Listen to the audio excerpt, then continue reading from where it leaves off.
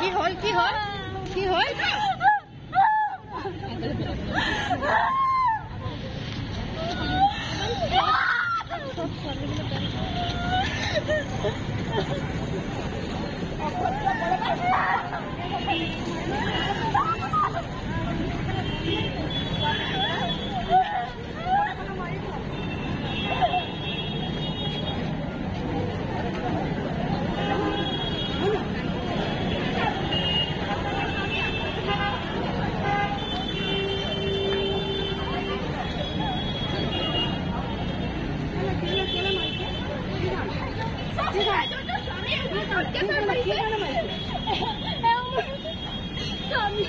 কেলে মাৰিছে বহুত ভাল পাইছে তেওঁলোক পলাই কেলে মাৰিছে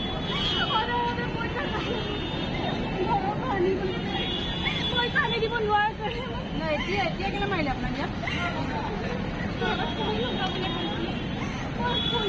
লগতে আহিছিল প্ৰচাৰ কৰিবলৈ সদায় মোক নিৰ্যাতন কৰে কিয় মাৰিলে আপোনাক কিয় মাৰিছে কোৱা নাই লগতে আহিছে বোলে কোনে মাৰিছে ৰবচোন আপুনি কান্দা কাটা বন্ধ কৰক ভালকৈ বস্তু কিয় আমাৰ সন্মুখতে আৰু এওঁলোকে বহুত দিনৰ পৰা এনেকৈ অত্যাচাৰ কৰি ৰ'ব আপুনি কান্দা কাটা বন্ধ কৰক ৰ'ব কিয় মাৰিছে আপুনি কওক মোক লাহেকৈ কওকচোন মই আপোনাক সহায় কৰিবলৈ আহিছোঁ কিয় মাৰিছে কিয় মাৰিছে কোৱা বহুত ভাল পাই বুলি পলাই আহিছিল আজি 4 বছৰ হ'ল ছাৰ তেওঁ সদায় পইচা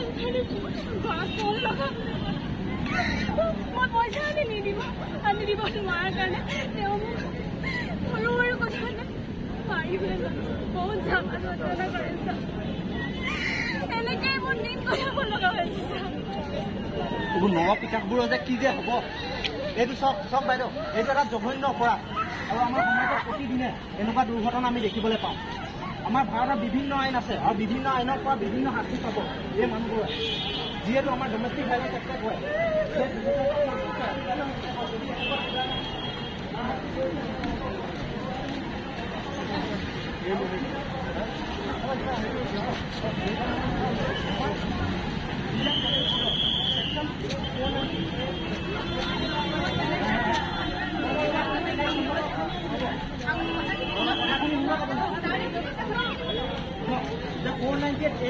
যদি কোনোবা মতা মানুহে তেওঁৰ স্ত্ৰীৰ ওপৰত মানসিক বা শাৰীৰিক অত্যাচাৰ চলায় তেনেহ'লে সেই মানুহজনৰ 3 বছৰৰ শাস্তি আৰু লগতে জৰিমনা হ'ব পাৰে আৰু যিহেতু আপুনি ক'লে আপোনাৰ পৰা পইচা বিচাৰি আছে তেনেহ'লে আপোনাৰ পৰা তাৰমানে ডাউৰি বিচাৰি আছে আপোনাৰ মানুহজনে তেনেহ'লে আপুনি ঘৰত কিয় নকয় as per dowry prohibition act of 1961 সেই মানুহজনৰ 5 বছৰতকৈ অধিক শাস্তি আৰু লগতে 50,000 টকাতকৈ ওপৰত জৰিমনা হ'ব পাৰে আপুনি আইনৰ ওচৰলৈ কাষ চাপি যাওক পইচা পাতিৰ অভাৱ আইনৰ ওচৰলৈ যাবলৈ অক্ষম আছে এই ক্ষেত্ৰত আপুনি যদি কিবা সহায় কৰিব পাৰে এওঁৰ লগতে বহু এনেকুৱা অক্ষম মহিলা যাৰ কাৰণে লাভৱান হ'ব আজিৰ দিনত সকলো বস্তু বিনামূলীয়াকৈ আমাৰ ভাৰতৰ আজিৰ দিনত বিনামূলীয়াকৈ আমাৰ যিসকল মানুহক আমি বাছি মেলি পাৰ্লিয়ামেণ্টত বহাইছোঁ সেই মানুহবোৰে আমাক বহুতো বস্তু বিনামূলীয়াকৈ দিছে যেনেকৈ আমাৰ ভাৰতৰ সংবিধানৰ আৰ্টিকেল 39A কয় যে যিমানো মানুহ আছে গৰীব অথবা দুখীয়া শ্ৰেণীৰ লোক প্ৰতিজন মানুহকে বিনামূলীয়াকৈ আইনী প্ৰক্ৰিয়াৰ কাৰণে এটকা পইচা নোলোৱাকৈ আপোনালোকক সহায় কৰিব তাৰপিছত 1987 চনত এই আৰ্টিকেলখনকে ভিত্তি কৰি এখন আইন পাছ কৰা হৈছে যাক আমি জানো লিগেল ছাৰ্ভিচেছ অথৰিটিজ এক্ট নামেৰে আৰু এই এক্টখনে কয় এই এক্টখনৰ ছেকশ্যন 9 কয় যে প্ৰতিখন জিলাতে এখন district legal services authorities act থকাটো জৰুৰী আৰু এই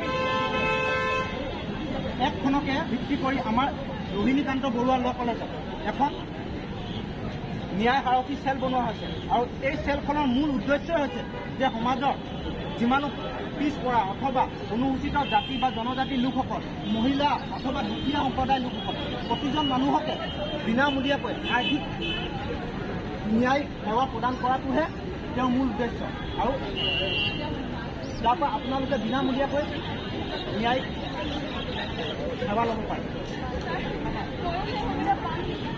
নিশ্চয় অকল আপুনি বুলিয়ে নহয়, এই সমাজৰ যিমানো মহিলা আছে এনেকে ভুক্তভোগী হৈ আহিছে প্ৰতিদিনে।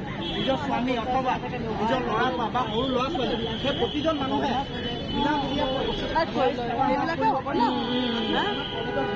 সবে মহিলা আপোনালোকে এপ্লিকেশ্যন এটা দিয়ক, আমি বিনামূলীয়াকৈ আপোনালোকক আইনী সেৱা প্ৰদান কৰিম। চাওক আপুনি নাকান্দিব বাইদেউ, আপুনি আমাক কলেজৰ চেলখনলৈ আহক, আপোনাক আমি সহায় কৰিম।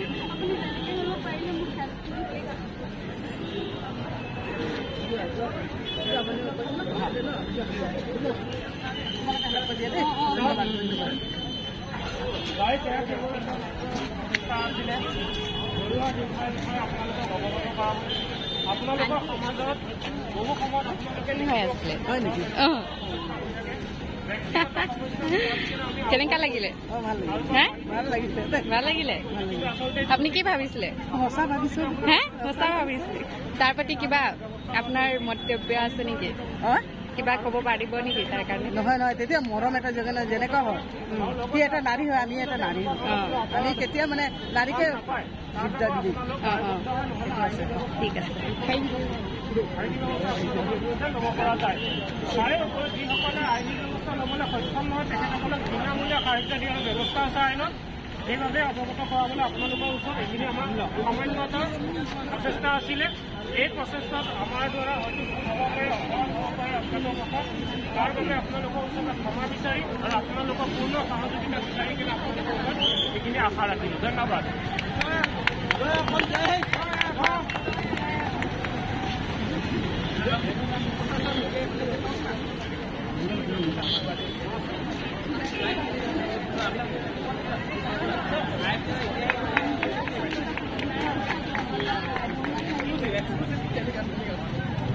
अनिशा, तो आंटी सच्ची का सोचा ना, बेचारा कैसे बोल रहा था।